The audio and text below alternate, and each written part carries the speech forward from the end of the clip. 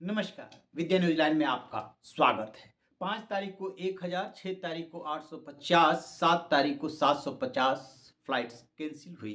दावा किया जा रहा है कि ओटीपी यानी कि ऑन टाइम परफॉर्मेंस 75% रविवार को ठीक हो गई।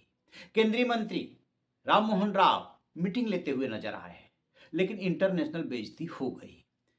रोते बिलखते लोगों का चेहरा आपको याद होगा। अक्सर जो है रेलवे स्टेशन पर ट्रेन का जब प्लेटफॉर्म बदला जाता है या त्योहारों का टाइम होता है तो रस आपने देखा होगा। जिसकी ट्रेन छूट जाती है वो रोता है, बिलखता है, चिल्लाता है। अभी तक हमने ये देखा था। बस अड्डों पे भी यही सीन रहता है जब बसें नहीं मिलती है।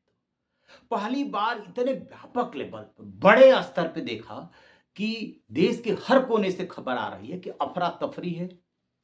बच्चे, बूढ़े, बड़े, अस्पताल जाने वाले, शादी ब्याह अटेंड करने वाले रो रहे हैं, बिलख रहे हैं, छाती पीट रहे हैं। और तमाशा ये कि जो संसाधन मौजूद थे वो बजाय राहत देने के लूट में जुट गए। 90-90 हजार, 1-1 लाख की टिकटें बिकने लगी। हम ये सारी बातें पुरानी हो चुकी है, सिर्फ रिफरेंस संदर्भ बस ये कह रहे हैं। असल बात तो ये है कि जो केंद्र सरकार 5 तारीख को आकर के एक्टिव हुई और 7 तारीख को कह रही है कि भाई 75% के आसपास ओटीपी ठीक हो गया है। हालांकि आज भी यानी कि 7 तारीख को भी 750 फ्लाइट कैंसिल हुई है। अभी स्थिति पूरी तरह से ठीक नहीं हुई है। वो पहले से क्यों नहीं? विदेशी मेहमान यानी कि रूस के राष्ट्रपति व्लादिमीर पुतिन, हम जान रहे थे कि पुतिन का ये दौरा कितने दिनों तक से प्रस्तावित था और कितनी जबरदस्त तैयारी चल रही थी। उसी दौर में 2 तारीख को अचानक खबर आती है कि एयरपोर्ट पे अफरा तफरी फैल गई है। लोग रो रहे हैं, बिलख रहे हैं, फ्लाइट कैंसिल हो रही है, चिल्ला रहे हैं लोग। वो जो चेक इन होता है वो सब नहीं हो पा रहा है, टेक्निकल दिक्कतें आ रही है। समझ में नहीं आया कि हो क्या रहा है और ये ऐसा कैसे हो सकता है। यदि किसी को याद हो कि हाँ इतना बड़ा संकट कभी आया था तो जरूर बताइएगा। ये सब बढ़ता रहा, ये समस्या बढ़ती रही। 2 दिन तक तो सरकार एकदम डीजीसीए सरकार सन्न थी, कुछ बोल ही नहीं रही थी, मानो उसकी कोई भूमिका ही ना हो। और फिर सरकार एक्टिव हुई। कब एक्टिव हुई? 5 तारीख को तब हुई जब लूट मच गई थी किराए को लेकर के। तब कहा गया कि आप किराया फिक्स कर दिया गया किलोमीटर वाइज कि इससे ज्यादा नहीं ले सकते। दो इसमें सवाल बड़े उभरते हैं कि ये संकट आया क्यों और इन संकटकालीन परिस्थितियों के लिए नियम कानून क्यों नहीं है। पहली बार तो ये एयरलाइंस जो है लूट मचाई नहीं थी। इसके पहले भी हमें याद है कि जब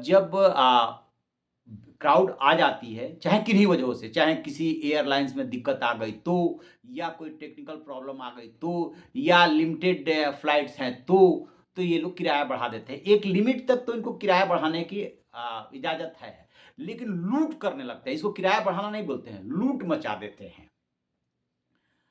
तो इसके लिए कोई पहले से व्यवस्था क्यों नहीं? क्यों क्राइसिस आने के बाद ही ये गाइडलाइंस जारी की जाती है कि इससे ज़्यादा किराया नहीं ले सकते?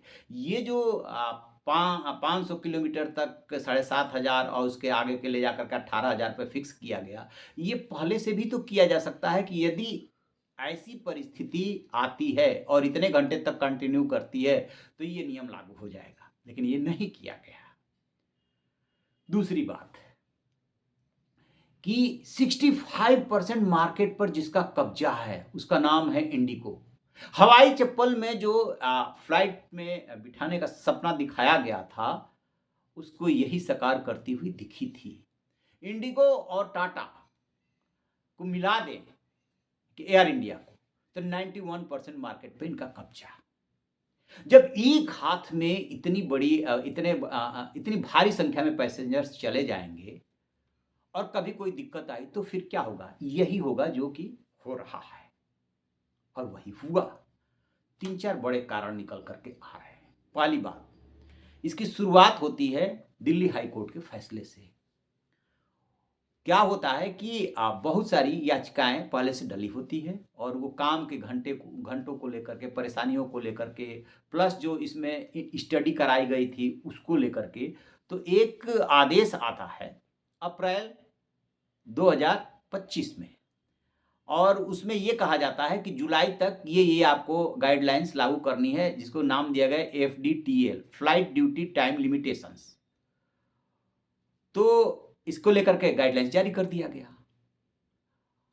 इसने इंडिगो ने क्या किया कि गाइडलाइंस को पूरी तरीके से लागू नहीं किया, क्योंकि उसमें आपको स्टाफ बढ़ाना था, पायलट बढ़ाने थे।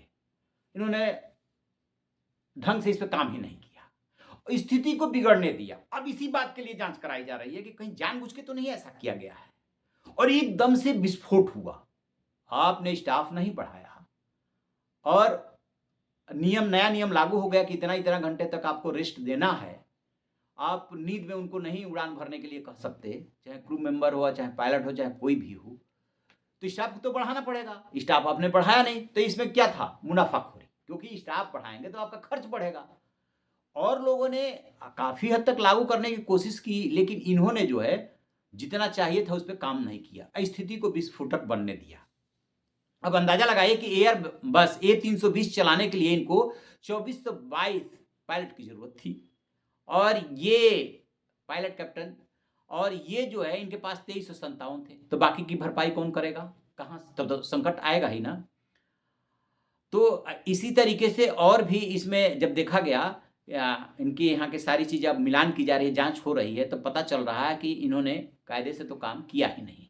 अब आज की जो सूचना है, जैसे कि बता रहे थे कि इतनी फ्लाइट कैंसिल हुई, उसी में इन्होंने 3000 बैगेज लौटाया। बैगेज की बुकिंग पहले हो जाती है, तो बुकिंग आपने करा दिया, उसके बाद आप दे नहीं रहे, फ्लाइट कैंसिल कर दिए, तो लोगों का सामान तो आपके पास रह गया ना। 6 से 10 करोड़ का आपने रिफंड किया है, कब? जब सरकार का हंटर चला है तब।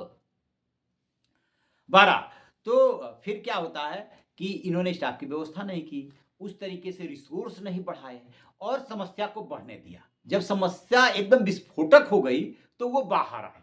अब आपने सुना है कि कोई इतनी बड़ी एयरलाइंस कंपनी है, और उसमें स्टाफ की ज़रूरत है, और रिसोर्सेज बढ़ाने की ज़रूरत है, और टेक्निकल सुविधाओं की ज़रूरत है, और उस पे काम ना हो, और उसको बढ़ने दिया जाए। और आपको पता है कि 65% मार्केट पे आपका कब्जा है, 65% लगभग पैसेंजर्स आपके पास हैं। तो क्या स्थिति बनेगी? क्या कंपनी को ये पता नहीं रहा होगा? कंपनी को 100% पता रहा होगा। अब जाके सरकार कह रही है कि देखा जाएगा कि कहीं इसके पीछे खराब इंटेंशन तो नहीं था। और उसी दौरान आपका विदेशी मेहमान आ रहा है। आपको याद है जब ट्रंप आए थे, दिल्ली में दंगा हुआ था, पुतिन आए, तो ये अफरा तफरी। क्या ये सारा का सारा मैसेज विदेशों तक, पूरी दुनिया तक नहीं जाता है? तो ये इंटरनेशनल बेइज्जती के लिए जिम्मेदार कौन है? सिर्फ इंडिगो या सरकार भी? और एक हाथ में इतना जो है बाजार सौंपने से आप इसके खतरे जान लीजिए। इसी को लेकर के विरोधी विरोध करते हैं कि कभी एक हाथ में इतना मत जाने दीजिए। राहुल गांधी अभी क्या बोल रहे थे? इस वजह से ये सारी दिक्कत हुई है। आप कह रहे हैं कि एफडीटीएल हम लागू कर देंगे, flight duty time limitations, on time performance ठीक हो जाएगा। 10 तारीख तक का इन्होंने टाइम लिया है, लेकिन बात इससे नहीं बनेगी। जो चीज़ें बीत गई, जो बेइज्जती हो गई, जो अफरा तफरी मच गई, जो दूल्हा दुल्हन अपने रिसेप्शन में, अपने मैरिज में नहीं पहुंच पाए, जिन मरीजों का इलाज होना था टाइम से उनका इलाज नहीं हुआ, किसी की मौत हो गई, वो क्या लौट करके आएगा? नहीं आएगा। फिर इसके लिए जिम्मेदार कौन? अच्छा, सिर्फ जुर्माने से बात नहीं बनेगी, इसके लिए कायदे से सजा होनी चाहिए। ये अपराध है। आपकी क्या राय है? कमेंट बॉक्स में जरूर बताइएगा। Thank you.